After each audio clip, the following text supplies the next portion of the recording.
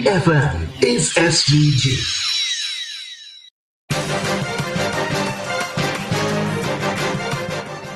Good afternoon and welcome to VFM's Midday News, brought to you with the kind compliments of Coats St. Vincent Limited.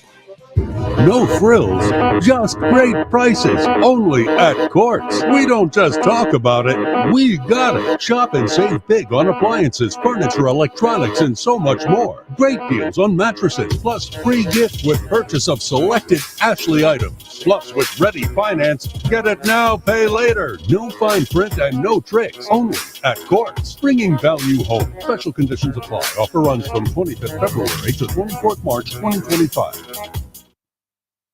Welcome back to VFM's Midday News, brought to you with the kind compliments of Coats St. Vincent Limited. First on the local scene, the Roads, Buildings and General Services Authority, BRACSA, proudly announces the official commissioning of its new mobile 100 TPH crushing plant at Rabuka. Valued at $5 million EC dollars, the state-of-the-art facility is now fully operational, with the capability to produce high-quality aggregates at a rate of 100 tons per hour. A dedication ceremony was held on Monday, March 10, 2025 at the site, during which the new plant was blessed by Bishop Melford Pumpy. Speaking at the ceremony, BRACSA's Chief Executive Officer, Mr. Ken Bartholomew, described the commissioning as a major milestone in the organization's mission to strengthen infrastructure development and road maintenance across the nation. He further highlighted the challenges BRACSA previously faced, which necessitated the importation of aggregates, causing delays in projects. With the new crushing plant now fully operational, BRACSA is well positioned to increase the availability of high-quality aggregates, ensuring smoother, more efficient roadworks and construction projects across the country. The continued collaboration between St. Vincent and the Grenadines and the Republic of China on Taiwan is once again bearing fruit with the launch of the Agriculture, Productivity Recovery and Youth Farmers Training Project. The project was launched on Thursday, March 13, 2025, with a formal signing ceremony at the Republic of China on Taiwan's embassy. The two-year initiative is costing $3.136 million, with Taiwan contributing $2.5 million and SVG adding $630,000. The objective of the project is to focus on several key areas, including the expansion and modernization of the Orange Hill Biotechnology Center into a leading agricultural training hub in the Caribbean. It was noted that this project aims to address food security, boost agricultural productivity, and attract young people to the agricultural sector in response to challenges posed by natural disasters, climate change, and an aging farming population. Speaking at the signing ceremony, Ambassador of the Republic of China on Taiwan, Her Excellency Fiona Fan, stressed that Taiwan's commitment to supporting SVG in agricultural transformation is very important and ongoing. The project aligns with ongoing national initiatives, including the Zero Hunger Trust Fund, PRIME, and FAO-supported programs to create sustainable and resilient agricultural sector, while implementation will include hands-on training sessions, the establishment of legal agricultural business groups, and increased support for young farmers to boost productivity. Still on the local scene, the Ministry of Education received over $200,000 Eastern Caribbean dollars to support the inclusive education program at the Fair Hall Government School. The donation was handed over by Church of Jesus Christ of the Latter Saints. Addressing the handing over ceremony, Deputy Chief Education Officer Joyce Blake Brown said that the ministry is grateful for the donation from the church, which will help to advance the project. Blake Brown added that over the last 2 years, the Ministry of Education has given serious attention to important instructions and skills. Minister of Education, Honorable Curtis King, said that he is pleased with the partnership. The minister further noted that the government remains committed to providing quality education to everyone. Hence, the ministry has introduced a series of beneficial initiatives, which are today having a revolutionary impact on the education system. Representative of the Church of Jesus Christ of the Latter Saints, Cozy Stewart, said that the church will continue to partner with the ministry to improve inclusive education in the country. On to news in the region.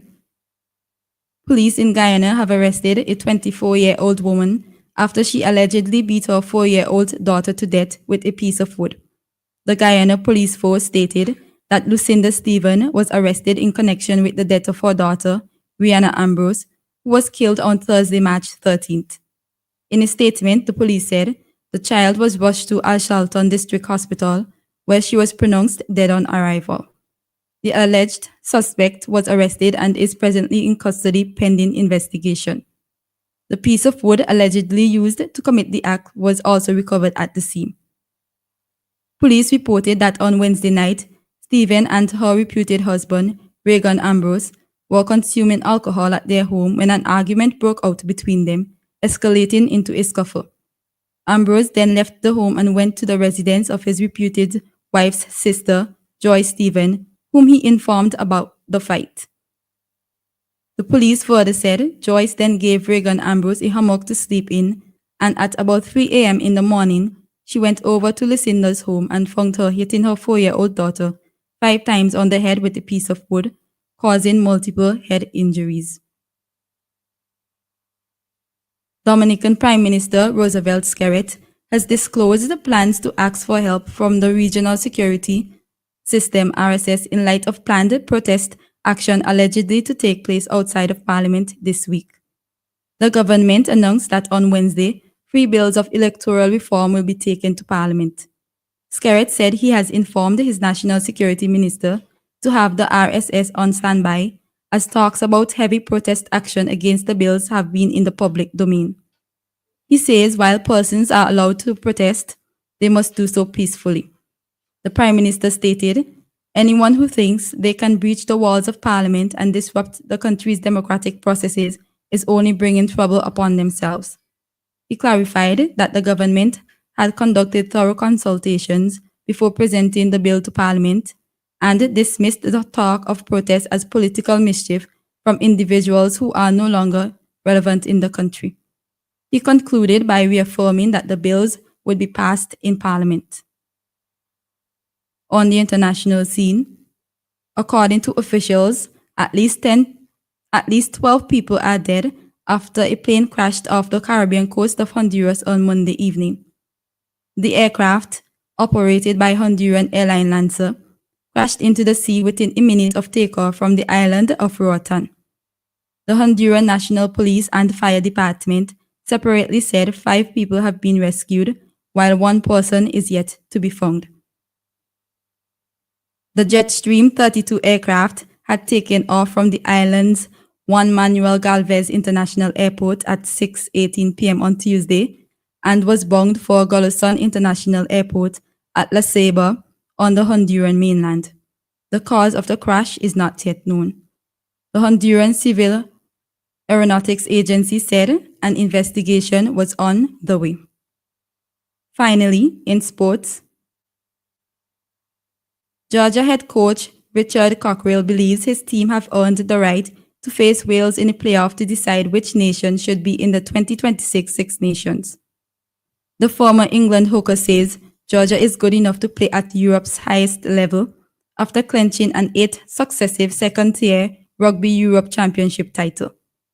Wales finished bottom of the Six Nations for the 2nd year in a row and have not won a game since beating Georgia at the World Cup in 2023. They lost to Georgia in Cardiff in autumn 2022.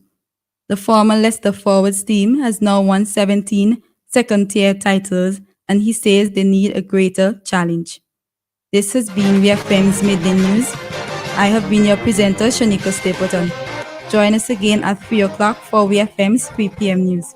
VFM's Midday News came to you with the kind compliments of Coates St. Vincent Limited.